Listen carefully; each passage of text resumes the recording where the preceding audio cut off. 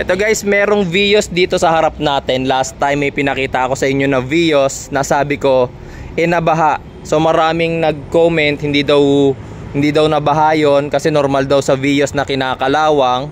Okay, so ito meron tayong viewer din dito na pinahayagan tayo na i-check itong kanyang Vios. Sir, anong year model po nito? 2017. Saktong-sakto kapareho nung chinek natin na Toyota Vios. 2017 din yon, manual. Tingnan natin guys kung ito ay kasing kalawang nung una kong chinek. Pero bago ang lahat, bago ko ipakita sa inyo to, yan, ipakita ko muna sa inyo yung chinek natin na Vios. Di ba nabaha to, idol? Hindi naman. Bakit ang tayong kinakalawang? Gaya na ito. Yan pa, oh. Pati dito, idol, kinakalawang. Yan, kalawang, di ba? Ito po, amo. Sa upuan lang, ayun.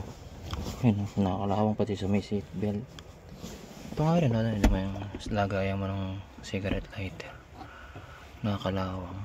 Hindi to binaha? Hindi. I-check na namin lahat yan bago kunin.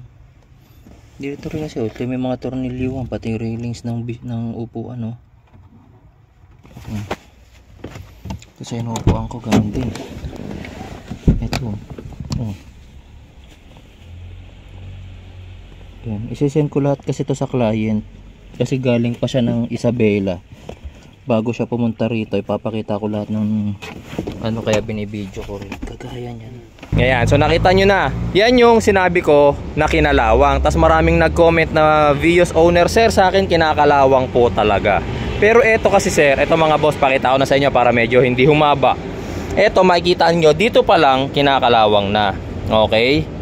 Pero masasabi ko hindi ito nabaha. Bakit? Mapapansin ninyo, ito lang yung part na kinalawang. Pero ito mapapansin ninyo, dun sa Vios na chinek ko, na sinabihan kong nabaha, yung part na to, halos maubos na, nagpupulbos na.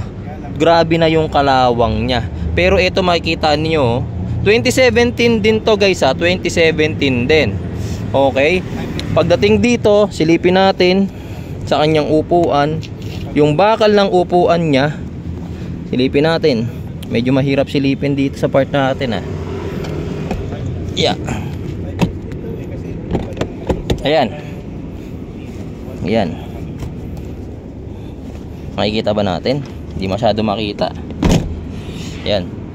So dito, ayan, makikita ninyo yung railings niya, inurong ko na. Eto, dito pa lang sa part na to, hindi na siya kinalawang. Okay? Yung railings niya, may mga parts ng, ito, bakal to, oh. Bakal to. Nakikita nyo, pure metal yan. Yung sa chinek kong Vios, yung part na yan kinakalawang na, pero ito, makita nyo naman, diba? Oh. Hindi siya kinakalawang. Yes, may mga part na kinakalawang, pero tingnan nyo ilalim ng railings niya. Nakikita nyo pa yung pagka-metal. Ayan. Kitang-kita nyo pa yung pagka-metal. May mga spotted part na may kalawang, kagaya nyan, kagaya nito. Silipin natin dito sa likod. Dito sa likod, oh, makikita nyo yung railings nya. Yes, merong konting kalawang. Ayan, konting kalawang. Konting kalawang. Normal yan guys, due to oxidation. Okay, syempre lalo na sedan lang to. Minsan gagamitin nyo yung sedan nyo, umuulan. Syempre pagbukas nyo ng pinto, hindi naman pwedeng hindi papasok ang tubig dyan. Medyo mababasa yan eh. Okay, so kakalawangin. Pero makikita nyo yung railings ni Bossing.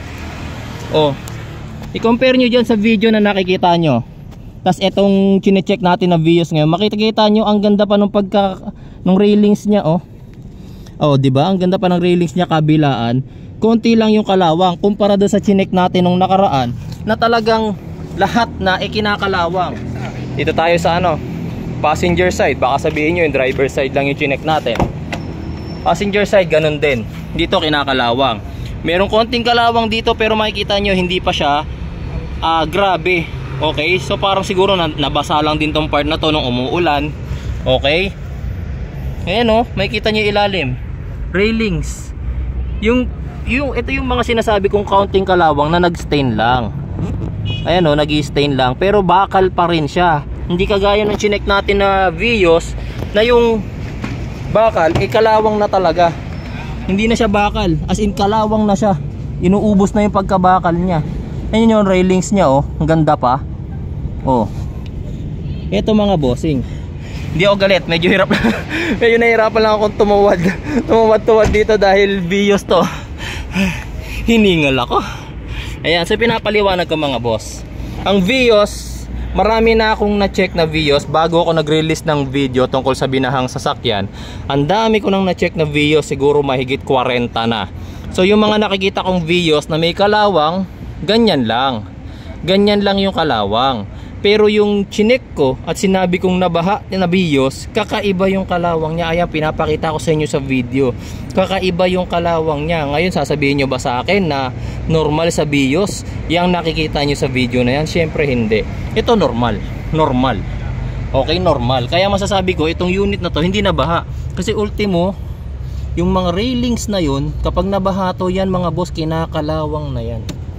Okay, kinakalawang na yan. O, eto. Sinisilip ko yung bakal lagi sa upuan. Tingnan nyo yung bakal ng upuan ni Bossing.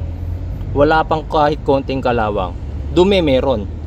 Pero yung chinek natin na Vios, sinilip ko yung gantong upuan. Yung mismong foam ng upuan niya dumidikit na dun sa bakal kasi nga yung kalawang nagdidikit na sila nung foam, di ba? Ayan. Okay mga Bossing. So sa mga nagdi-defend dun sa Vios na sinabihan ko na nabaha, most probably baka nagbibenta rin sila ng binahang unit. Pero eto mga boss, proof na hindi ganun. Oh yes, nagkakakalawang nga ang Vios, pero hindi dapat ganun kagrabe. Basta hindi nabaha, hindi ganun kagrabe. Okay?